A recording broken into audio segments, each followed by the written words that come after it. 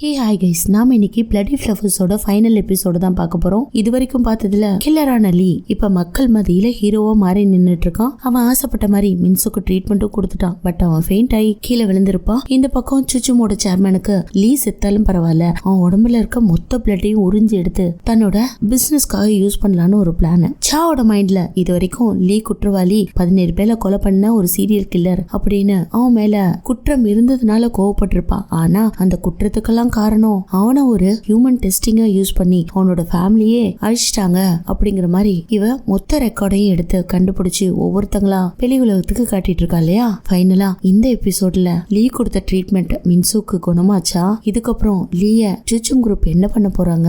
இந்த பக்கம் சா லீ விக்யாமுக்கு அவனோட பெர்மிஷனே இல்லாம அவனை ஒரு ஹியூமன் எக்ஸ்பெரிமெண்டா யூஸ் பண்ணி அவனை ஏமாத்திருக்காங்கன்னு தெரிஞ்சு அதுக்காக அந்த கேஸை தான் கையில எடுத்துக்கிட்டு இப்ப போராடிட்டு இருப்பா. அவளோட அந்த போராட்டத்துல அவளுக்கு வெற்றி கிடைச்சிச்சா இல்லையா அப்படிங்கறத மொத்தத்தையுமே ஒரு கிளைமேக்ஸா இந்த எபிசோட்ல பார்த்துலாம். வாங்க, இந்த சேனலுக்கு புதுசா வந்திருக்கவங்க ப்ளீஸ் சப்ஸ்கிரைப் பண்ணிக்கோங்க. பக்கத்துல இருக்க பெல் நோட்டிபிகேஷனை மறக்காம ஆன் பண்ணி வச்சுக்கோங்க. லைக் பண்ணுங்க, மொபைல்ல பாக்குறவங்க ஹைப் பண்ணுங்க. அப்படியே உங்க ஃப்ரெண்ட்ஸ் அண்ட் ஃபேமிலிக்கு இதை ஷேர் பண்ணி கொஞ்சம் சப்போர்ட்டும் பண்ணுங்க. கதையோட ஆரம்பத்துல லீ அப்படியே தூக்கத்துல இருக்க மாதிரி இருக்கா. அவன் கண் வீழ்ச்சி பார்க்கும்போது அவனோட வீட்டுல தாங்க இருக்கான். ஆமா, அவங்க அம்மாவோட பழைய வீட்டுல தான் இப்ப மின்சுக்கு ட்ரீட்மெண்ட் கொடுத்து எல்லாரும் ஸ்டே பண்ணிட்டு இருக்க மாதிரி காட்டுறாங்க. இந்த பக்கம் பார்க்கோட வைஃப் சமைச்சிட்டு இருக்கும் போது இவன் எதேச்சியா சைலண்டா வந்து நிக்கிறத பார்த்து பயந்துடுறாங்க. பரவாயில்ல, நீ மயக்கத்துல இருந்து எழுந்திரிச்சியா, சாப்பிடலாம் அப்படின்னு டைனிங் டேபிள்ல உட்கார வைக்கும் போது அவனும் அவங்க கிட்ட நல்லா பேச ஆரம்பிக்கிறான். அதே சமயத்துல அவனோட பிளாஷ்பேக்ல அவங்க அம்மா கிட்ட லாஸ்டா பேசின அந்த மொமெண்ட்ஸ் இருக்கு இல்லையா, அது அப்படியே ஞாபகங்கள்ல வருது. இவங்க 2 பேரும் வெளியில கிளம்பி எங்கேயோ போற மாதிரி இருக்கும். இவன் காலேஜுக்கு போறான், அவங்க ஒர்க்குக்கு போறாங்க போல இருக்கு. சோ இவன் ரொம்ப நாளைக்கு அப்புறம் வீட்டுக்கு போயிருப்பான் போல இருக்கு. அந்த ஸ்ட்ரீட்டே மாறி இருக்க மாதிரி இருக்கு. என்னமா ஸ்ட்ரீட்டே கொஞ்சம் மாறி இருக்கு அப்படின்ற மாதிரி அம்மா கிட்ட கேட்க, ஆமாண்டா, மாற்றம் ஒன்றே மாறாதது, அப்பப்ப எல்லாமே மாறிக்கிட்டு தான் இருக்கும், நியூ கன்ஸ்ட்ரக்ஷன்ஸ் வருது இல்லையா அப்படின்ற மாதிரி சொல்லிட்டு இவங்க நடந்து அவங்க கிட்ட பேசிட்டே போயிட்டு இருக்கும் போது எல்லாமே ரெடி பண்ணிட்டேன்டா, நீ பத்திரமா போயிட்டு சீக்கிரமா வந்துரு அப்படின்ற மாதிரி சொல்ல, எனக்கெல்லாம் வெயிட் பண்ணாதீங்க, நீங்க டின்னர்லாம் சாப்பிட்டு முடிச்சிடுங்க அப்படின்ற மாதிரி சொல்ல, இல்லடா இன்னைக்கு உனக்கு ரிசல்ட் வேற இருக்கு, அதுக்காக நான் காத்துட்டு இருப்பேன், சீக்கிரமா வா, நல்ல ஃபுட்டா டின்னருக்கு உனக்கு ப்ரிப்பேர் பண்ணி வைக்கிறேன் அப்படின்ற மாதிரி சொல்ல, திரும்பவும் எனக்காக வெயிட் பண்ணாதீங்க, நீங்க சாப்பிட்டு தூங்க அப்படின்னு சொல்லிட்டு அவன் கிளம்புறான். அங்க கட் பண்ணி காலேஜோட கிளாஸ் ரூம்ல காட்டுறாங்க. கிளாஸ் முடிஞ்சதுக்கு அப்புறம் ஃப்ரெண்ட்ஸ், ஹே ஊகியம் பரியாடா பாஸ்கெட் பால் விளையாடன்னு ஃப்ரெண்ட்ஸ் கூப்பிட,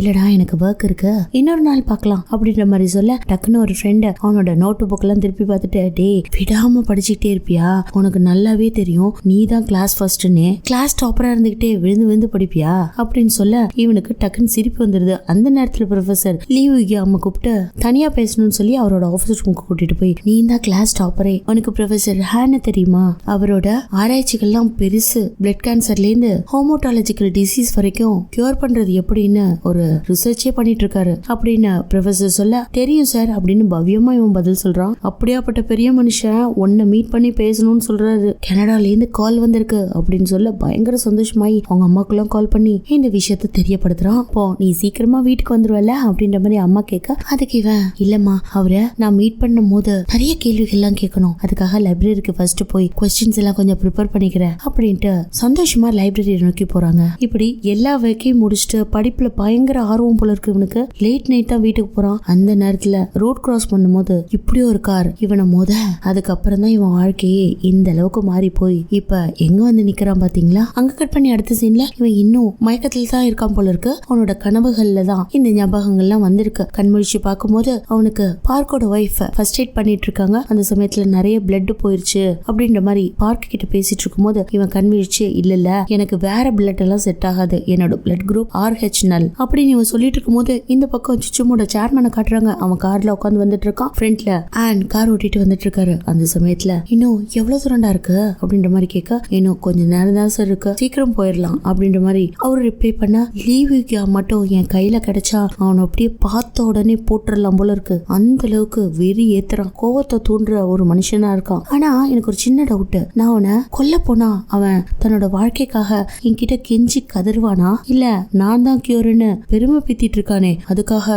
திமுறா பேசுவானா, எப்படியாப்பட்ட ட்ரூ கலரை காமிச்சாலும் பரவாயில்ல, ஆனா அவன்லாம் திரும்பவும் சுச்சும் லெவலுக்கு வருவான் இல்லையா, ஒரு நாள் இல்ல ஒரு நாள் அவனோட டெட் பாடி சாக்கடைக்குள்ள கிடக்குமா இல்லையான்னு பாரு, நான் சொல்றதெல்லாம் கரெக்டா இல்லையா அப்படிங்கிற மாதிரி ஆன் கிட்ட கேட்க, அவன் பதிலே சொல்லாம இருக்கான். என்னாச்சு அப்படின்ற மாதிரி கேட்க, சாரி சார் நீங்க சொல்றதெல்லாம் கரெக்ட், ஆமா அப்படிதான் நடக்கும் அப்படிங்கிற மாதிரி ஒரு எக்ஸ்பிரஷனையும் பதிலையும் கொடுக்குறாரு. இவனோட மனசுல ஏன் அந்த அளவுக்கு கோவம்னா இவன் புகழ்பெற்ற ஒரு பிசினஸ் நடத்திட்டு வந்துட்டு இருக்கான். இவனோட புகழ்ச்சி உலகத்தோட கண்ணுக்கு தெரியல. ஆனா லீவு கியாமாலதான் பாப்புலர் ஆனா, பட் லீவு கியாமோ இவனை மதிச்ச மாதிரி தெரியல. இந்த ஒரே ரீசன் தான்.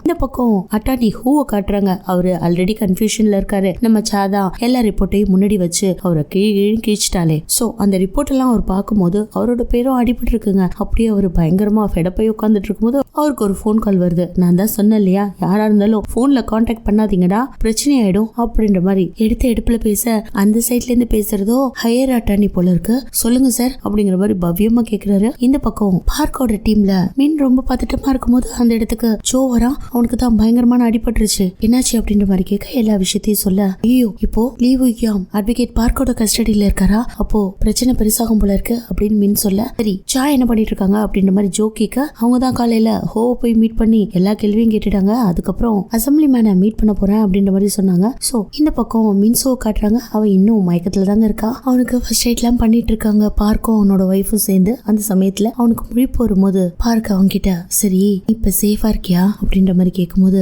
ஃபர்ஸ்ட் மின்சு சேஃபா இருக்காளா அப்படின்னு கேட்க, அவன் நல்லா இருக்கா அப்படின்ற மாதிரி தலையசிச்சுட்டு, என்னதான் நடக்குது உன்னோட வாழ்க்கையில, என்ன நடந்துச்சுன்னு எனக்கு ஒண்ணு விடாம எல்லாத்தையும் சொல்றியா அப்படின்ற மாதிரி கேட்க, என்ன சார் திடீர்னு என் மேல உங்களுக்கு அக்கறை, நீங்க ஃபர்ஸ்ட் என்ன நம்பவே இல்லைல்ல, இப்போ உங்களுக்கு என் மேல நம்பிக்கை இருக்கா, மின்சு குணமாயிடுவா அப்படின்ற நம்பிக்கை இருக்கா, ஃபியூச்சர்ல அவளுக்கு திரும்பவும் ட்ரீட்மெண்ட் தேவைப்படும் அப்படின்ற மாதிரி ஏதாவது கன்ஃபியூஷன்ல இருக்கீங்களா அப்படின்ற மாதிரி கேட்க, அதெல்லாம் ஒண்ணும் இல்ல, உன்னை பரிபூர்ணமா நம்புறேன் அப்படிங்கிற மாதிரி சொல்ல, உங்களோட பொண்ணு விஷயத்துல தானே சார் எனக்காக நீங்க வாதாடினீங்க, இன்னும் கொஞ்ச நேரத்துல சூச்சுமோட சேர்மன் வந்துருவான், அதுக்கப்புறம் என்ன இங்க இருந்து கூட்டிட்டு போயிருவான், அவன் என்ன உயிரோட வைக்கிறானோ இல்லையோ அவனோட டார்கெட்டே நான் தான், உங்க பொண்ணை காப்பாத்துறதுக்கு தானே என்ன கடத்திட்டு வந்தீங்க, எனக்கு ஹெல்ப் பண்ணீங்க அப்படின்ற மாதிரி கேட்க, அதெல்லாம் இல்ல அப்படின்னு இவர் சொல்ல, இல்ல சார் நல்லா யோசிச்சு பாருங்க, முதல் தடவை நீங்க வந்து என்னோட சட்ட காலரை தான் பிடிச்சிங்க, எதுக்காகடா என் பொண்ணுக்கு ட்ரீட்மெண்ட் பண்ண இருந்த 3 கொன்ன அந்த டாக்டரை கொன்ன அப்படின்ற மாதிரி எல்லாம் கேள்வி கேட்டீங்க, ஆனா அவங்க எல்லாம் ரொம்ப நல்லவங்களே இல்ல சார், உங்களோட பணத்தை வாங்கிட்டு உங்களையும் ஏமாத்திருப்பாங்க, உங்க பொண்ணையும் ஒரு மெடிக்கல் டெஸ்டுக்காக யூஸ் பண்ற ஒரு சப்ஸ்டன்ஸா யூஸ் பண்ணிருப்பாங்க, அதெல்லாம் இல்லடா, உன்னை எனக்கு ரொம்ப பிடிச்சிருந்துச்சு, உன்கிட்ட ஏதோ ஒரு உண்மை இருக்குன்றத நான் எப்போவோ கண்டுபிடிச்சிட்டேன் அப்படிங்கிற மாதிரி இவர் சொல்ல, அது எனக்கும் தெரியும் சார். அப்படியே பேசிட்டு இருக்கும்போது, என்னடா இப்படி விரக்தியா பேசிட்டு இருக்க, நீயும் ஒரு அப்பாவா இருந்து பார்த்தாதான் உனக்கு அந்த வழியே தெரியும், ஒரு நாள் உனக்கும் கல்யாணம் ஆகும், அழகான குழந்தை குட்டிகள் எல்லாம் பெத்து ஒரு அப்பாவாவ, அப்போ உனக்கு அந்த பொறுப்புனா என்னன்னு புரிய வரும். சார் என்ன சார் சொல்றீங்க, எனக்கெல்லாம் கல்யாணம் ஆகுமா, நான் மின்சு மாதிரி ஒரு அழகான குழந்தைய பெத்தெடுப்பனா, அதுக்கெல்லாம் வாய்ப்பு இல்ல சார், அதுக்குள்ள என்னென்னவோ நடந்துரும், சரி நீங்க கேட்டதெல்லாம் நான் சொல்றேன் அப்படின்னு இவன் சிரிச்சுக்கிட்டு, நான் ஆரம்பத்துல இருந்து உங்களுக்கு சொல்லணும்னா இன்னும் கொஞ்ச நேரத்துல சூச்சுமோட சேர்மன் இங்க வந்துருவான், அதுக்குள்ள நான் ஒரு இடத்துக்கு போகணும் அப்படின்ற மாதிரி இவன் கேட்க, அங்க கட் பண்ணி அடுத்த சீன் அவங்க அம்மா இறந்து போன அந்த பிரிட்ஜ் இருக்கும் இல்லையா, அந்த இடத்துக்கு கூட்டிட்டு போறான். எல்லாமே இங்க இருந்துதான் சார் ஆரம்பிச்சிச்சு அப்படின்னு அவனோட பிளாஷ்பேக்கை காட்டுறாங்க. அவன் நார்மலா லைப்ரரிக்கு போறேன் அப்படின்னு அவங்க அம்மா கிட்ட சொல்லியிருப்பான் இல்லையா, அதுக்கப்புறம் காணா போயிருப்பான். அவங்க அம்மாவும் விடாம அவனை கால் பண்ணி தேடிட்டு இருந்திருப்பாங்க. பட் ஆரம்பத்திலேயே போலீஸ் கம்ப்ளைண்ட் கொடுக்காம வந்துருவான்னு வெயிட் பண்ணிட்டு இருந்திருக்காங்க. இந்த பக்கமும் நம்ம ஹீரோவான லீக்கு RH நல் பிளட் குரூப் இருக்கிறத சூச்சுமோட குரூப் தெரிஞ்சுக்குது. அதனால அவனை எப்படியாவது ஒரு டெஸ்ட் சப்ஜெக்டா அவனோட லேப்ல வச்சு எக்ஸ்பெரிமெண்ட் பண்ண பிளான் பண்ணுது. அதனால ஹோவை மீட் பண்ணி லீ எப்படியாவது ஹோவை மீட் பண்ணும்போது டெஸ்ட் சப்ஜெக்டா எடுக்கணும் அப்படின்ற பிளானையும் பண்ணிட்டு தான் இந்த ஆக்சிடென்ட்டை நடத்திருக்காங்க. ஆக்சிடென்ட் நடந்ததுக்கு அப்புறம் இவனை அப்படியே அலையக்கா தூக்கிட்டு வந்திருக்காங்க. இந்த பக்கம் அவங்க அம்மா பையனுக்கு என்னாச்சு அப்படின்ட்டு போலீஸ் கம்ப்ளைண்ட் எல்லாம் கொடுக்க போயிருக்காங்க. அந்த சமயத்துல நம்ம போலீஸ் ஆபீசர் இருக்காரு, அவர் என்ன பண்ணிருக்காரு, அம்மா அவங்களுக்கு வயசாயிடுச்சு, சும்மா போலீஸ் ஸ்டேஷன் கைமா அலையாதீங்க, நாங்க கண்டுபிடிச்சா எல்லா தகவலையும் உங்களுக்கு கொடுத்துடுறோம் அப்படிங்கிற மாதிரி அவங்கள கலாச்சது மட்டும் இல்லாம, இந்த பாருங்க வயசான காலத்துல காசி ராமேஸ்வரம் போங்க, கேர்ள் ஃப்ரெண்ட்ஸ் பாய் ஃப்ரெண்ட்ஸ் யார் கூடயாவது சும்மா போலீஸ் ஸ்டேஷன் கைமா அலையாதீங்க, எதுவா இருந்தாலும் நான் சொல்றேன் அப்படின்ற மாதிரி உதாசீனப்படுத்திட்டு போயிருப்பாரு. ஆனா அவங்க அம்மா விடாம அவனுக்காக தேடுதல் பணியில சோலோவா இறங்கியிருக்காங்க. பேனர் ஒட்டுறதுல இருந்து போஸ்டர் ஊர் முழுக்க இருக்கிற சவுத்துல எல்லாம் ஒட்டியிருக்காங்க. அதுல மெயினா அவன் கடைசியா லைப்ரரிக்கு தான் வந்தான், அதுக்கப்புறம் காணா போயிட்டான்லாம் கரெக்டான தகவலை கொடுத்து அங்க இருக்க ஸ்டூடெண்ட்ஸ் கையில எல்லாம் வவுச்சர்ஸ் பேம்ப்ளெட்ஸ் எல்லாத்தையும் கொடுத்துருக்காங்க. இப்படி அவங்க தனியா நின்று போராடும் போது இந்த போலீஸ் ஆபீசர் என்ன பண்ணிருக்காருன்னா, உங்க பையன் ஆக்சிடென்ட்ல செத்து போயிட்டான், அப்ப நீங்க போலீஸ் கம்ப்ளைண்ட் கொடுக்கல, அதனால அது யாரோட போனோன்னே தெரியாம நாங்க கொளுத்திட்டோம், அதோட சாம்பல் இங்க இருக்கு அப்படின்ற மாதிரி CCTV கேமரா எல்லாம் காமிச்சு நம்ப வைக்க. பட் அவங்க அதை நம்பாம திரும்பவும் பயங்கரமான இன்வெஸ்டிகேஷன் நடத்திருக்காங்க. இந்த இடத்துல ஆக்சிடென்ட் நடந்துச்சுன்னா அப்ப ஆம்புலன்ஸ் அவனை கண்டிப்பா எடுத்துட்டு போயிருந்திருக்கும். அந்த ஆம்புலன்ஸோட சிசிடிவியை வச்சு அவனை விசாரிச்சிருக்காங்க. அவன் நேரா சூச்சும் ஹாஸ்பிட்டலுக்கு கூட்டிட்டு போனதா சொல்ல, அப்போ சூச்சும் ஹாஸ்பிட்டலுக்கு கூட்டிட்டு போனதா சொன்னானா அந்த இடத்துல இருந்து என் புள்ள வெளியிலே வரல அப்படிங்கிற மொத்த தகவலையும் எடுத்திருக்காங்க. சோ இப்படியெல்லாம் இவங்க விடாம இன்வெஸ்டிகேஷன் பண்றத சூச்சு டீமும் கண்டுபிடிச்சு அவங்களை கொன்னு பிரிட்ஜ்ல இருந்து தண்ணிக்குள்ள போட்டு ஹார்ட் அட்டாக்ல செத்துட்டாங்க அப்படின்ற மாதிரி கேஸையும் க்ளோஸ் பண்ணிட்டாங்க. இந்த பக்கம் ஹேன் லீய வச்சு இன்வெஸ்டிகேஷன் பண்ணிட்டு இருக்காரு இல்லையா, ஆனா அவரையும் நம்பாம சூச்சும் சேர்மன் அவனோட டீமை உள்ள இறக்கிருக்காரு. அவரை மானிட்டர் பண்றதுக்காக நிறைய சிசிடிவி கேமராஸ் எல்லாம் வச்சு எங்க இந்த ரிப்போர்ட் எல்லாம் வெளியில சொல்லிடுவாரோ அப்படின்னு பயங்கர பிரஷர் போட, அவரு இவனுக்கு இருக்கிறது சாதாரண RH பிளட் தான், இவனோட பிளட்டை மத்தவங்களுக்கு கொடுக்க முடியும், அதாவது O பாசிட்டிவ் மாதிரி. ஆனா இவனுக்கு அந்த கியூர் பண்ற தகுதி எல்லாம் இல்லைன்ற மாதிரி ஒரு ரிப்போர்ட்டையும் கொடுத்ததுனால அவனை விடுவிச்சிடுறாங்க. அவன் நேரா வீட்டுக்கு போகும்போது ஹான் அவன் கிட்ட நான் இன்னொரு சப்ஸ்டன்ஸ் கிடைக்கிற வரைக்கும் நீ வெளியில தலை காட்டாம உள்ளுக்குள்ளே இரு அப்படின்ற மாதிரி வார்ன் பண்ணிருக்காங்க. ஆனா இவன் வீட்டுக்குள்ள வந்த உடனே அவங்க அம்மாவோட ஞாபகங்கள், அம்மாவுக்கு என்னாச்சு அப்படின்ற மாதிரி தேடி பார்க்கும் போதுதான் அவங்க அம்மா ரிசர்ச் பண்ண அந்த ஃபைல்ஸ் எல்லாம் இருக்கும் இல்லையா, அதை எடுத்து இவன் செக் பண்ணி பார்த்திருந்திருக்கான். அதுல மிஸ்டர் பார்க்க பத்தி ஒரு இன்ஃபர்மேஷனும் இருந்திருக்கு. மிஸ்டர் பார்க்கோட பொண்ணுக்கு இது மாதிரியான டிசீஸ் இருந்திருக்கிறது ஆல்ரெடி தெரிஞ்சதுனால தான் மின்சோட பேர் இவனுக்கு தெரிஞ்சிருக்கு. இவன் லாக்அப்ல இருக்கும்போது கூட மின்சோட பேர் சொல்லியிருப்பான் இல்லையா, அப்படிதான் மின்சோட பேர் தெரிஞ்சிருக்கும். அதே மாதிரி சாவோட பேரை கூட அரெஸ்ட் பண்ணும்போது சொல்லியிருப்பான் இல்லையா, அது கூட அவங்க அம்மா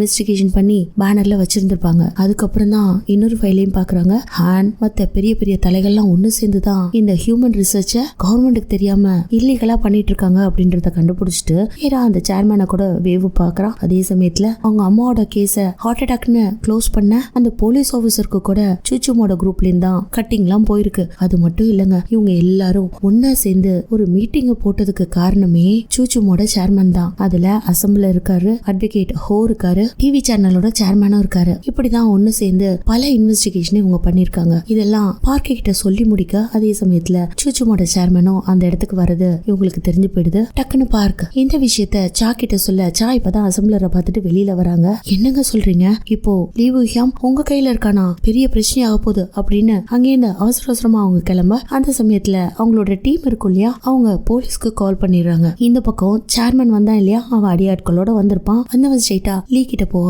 ஓ நீ இங்கதான் இருக்கியா, பாத்தியா உங்க அம்மா செத்து போய் கீழே விழுந்த இடத்துலயே நின்னுட்டு இருக்க, உனக்கு அம்மா பாசம் பாரு, நீ ஏன் இவனை காப்பாத்தி கூட்டிட்டு வந்த, ஓ உனக்கு புள்ள பாசமா, ரெண்டு பேரும் சேர்ந்து என்ன குழியில தள்ள பாத்தீங்க இல்லையா, உங்களுக்கு எல்லாம் என்னோட கஷ்டம் எங்க தெரிய போகுது அப்படிங்கிற மாதிரி பேசிட்டு இருக்கும்போது செம்ம கடுப்பான லீ சூச்சுமோட சேர்மனை தாக்க போக, அந்த சமயத்துல சூச்சுமோட அசாசின் வந்து இவனோட வயிற்றுலயே அடிச்சிடறான். அத சூச்சுமோட சேர்மன் பார்த்துட்டு, டே நான் உனக்கு ஆர்டர் பண்ணனா இப்போ லீய போய் அடின்னு அப்படின்னு அவனை தாறு மாறா போட்டு மிதின்னு மிதிக்க அவனும் சாரி கேக்குறாங்க. விடாம அவனை மிருகத்தனமா போட்டு மிதிப்பான். அந்த இடத்துலயே அவன் செத்தே போயிடுறான். அப்போ அவனோட டைய புடிச்சு இழுத்து, ஆன் பாத்தியா நீ எப்படியெல்லாம் ட்ரைனிங் கொடுத்து வச்சிருக்க பாத்தியா, நான் ஒரு கமெண்ட் சொல்லாமலே இந்த நாய் தானாவே போய் லீ அடிக்க போகுது, லீ யாருன்னு தெரியும்ல, லீ என்னோட சப்ஸ்டன்ஸ், அவனை அடிக்கிறது அழிக்கிறது எல்லாமே என் கையால தான் நடக்கணும் அப்படின்னு பயங்கர பைத்தியக்காரத்தனமா திமிரா பேசிட்டு அவன் கிட்ட கைய கொண்டு போய் கொடுத்து, ஏ நீ வா, நீ நிறைய பேரோட உயிரை காப்பாத்துறதுக்காக இந்த உலகத்துல பிறந்தவன், வா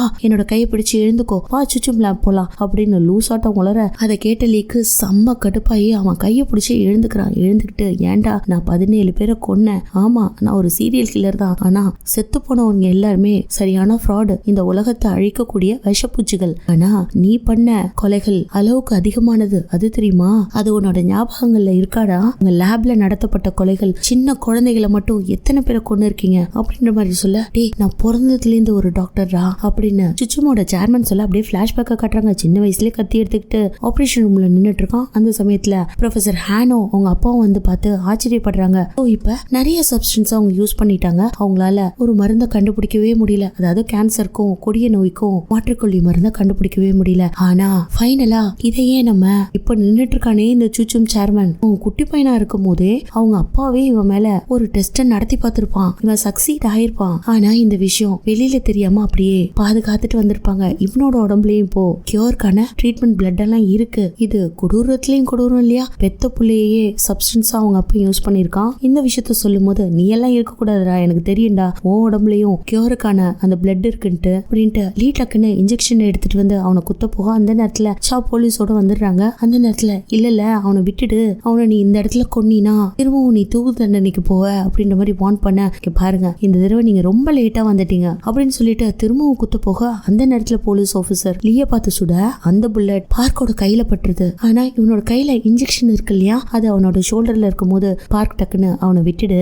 நம்ம 2 பேரோட நல்லதுக்கு தான் சொல்ற, அவனை விட்டுடு அப்படிங்கிற மாதிரி ஒரு கோட் வேர்ட் வச்சு பேசுறாரு. உங்க 2 பேரோட நல்லதுக்கு என்னன்றது இந்த சீன்ல காட்டல. ஆனா அந்த நேரத்துல இவன் பதறி போய் எழுந்தவன் திரும்பவும் சூச்சுமோட சேர்மேன் அந்த ஊசி வச்சு குத்து போறான். அந்த நேரத்துல திரும்பவும் வார்ன் பண்றாங்க, வேணா விட்டுடு அப்படின்ற மாதிரி. ஆனா அவன் ரொம்ப ஆக்ரோஷமா போறத பார்த்துட்டு போலீஸ் அவனை சுட்டுடுது. நீங்க எனக்காக போராடினதுக்கு ரொம்ப நன்றி அப்படிங்கிற ஒரு வார்த்தைய சாக்கு சொல்லிட்டு அப்படியே மேல இருந்து கீழே சரிஞ்சு விழுந்துடுறாங்க.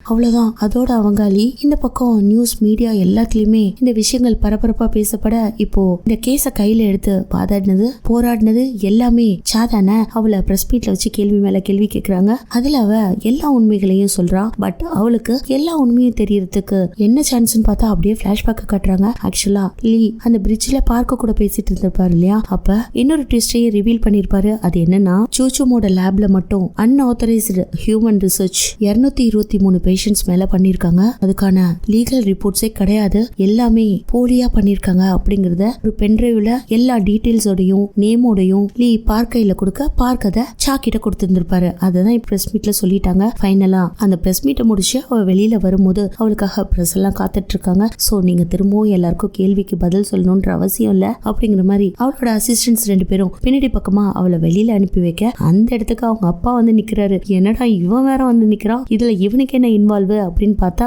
இந்த பிசினஸ் குரூப்லயே இவர் ஹெட்னு எல்லாருக்குமே தெரியும். லாஸ்டா வந்த எபிசோட்ல ஃபைனலா இவர் உட்காந்து எல்லாத்தையும் நான் பாத்துக்கிறேன் அப்படின்ற மாதிரி சொல்லியிருப்பாரு. இவரும் ஒரு அட்வொகேட் தான், ஆனா இவர் இப்ப பிசினஸ் சைட்ல இறங்கியிருப்பாரு. ஆக்சுவலா என்ன நடந்திருக்கும்னா இவன் நேரா அசம்பிளரை போய் பார்க்க போயிருப்பா இல்லையா, அந்த நேரத்துல நீங்க பண்ண குற்றங்கள் இவ்வளோ அப்படின்ற மாதிரி கத்திட்டு இருக்கும் போது அந்த இடத்துக்கு அட்வொகேட் ஹோ வந்து ஆமா உன்னாலதான் எல்லாமே நடந்துச்சு, நீதான் இதுக்கு முழு முதல் காரணமே, அதுக்கான ரிப்போர்ட் அப்படின்னு அவர் அரெஸ்ட் பண்ணோன்னு அவரும் கத்திட்டு போயிருந்திருப்பாரு. ஏன்னா எல்லாத்துலயும் நீங்களும் தானடா சம்பந்தப்பட்டீங்க, என்ன மட்டும் இப்படி கோத்து விடுறீங்களே அப்படின்ற மாதிரி. இதெல்லாம் பார்த்துட்டு ஹோ பார்த்து என்ன சார் திடீர்னு நீங்க நல்லவரா மாதிரி என் முன்னாடி நின்றுட்டு இருக்கீங்க, என்ன விஷயம் அப்படின்ற மாதிரி கேட்க, இங்க பாருமா இதுக்கு மேல இதை ஸ்டாப் பண்ணிக்கோ, உங்க அப்பா இதுல இன்வால்வ் ஆயிருக்காரு அது தெரியுமா, ஸ்டாப் பண்ணிக்கோ அப்படின்ற மாதிரி சொல்ல, எனக்கு எல்லாமே தெரியும், 3 வயசுல எங்க அப்பா பேச்ச கேட்காதவன் நானு, இப்ப கேட்டுருவேன்னா என்ன, எங்க அப்பாவும் கல்பிரேட் தான், அவரும் சேர்ந்துதான் உள்ள போவாரு அப்படிங்கிற மாதிரி ஒரு பதிலடி கொடுத்துட்டு அவ வெளியில வரும்போதுதான் பார்க்க கிட்டே இருந்து கால் வந்திருக்கும். அப்புறம் அந்த அசாசினும் நடந்திருக்கும். இப்போ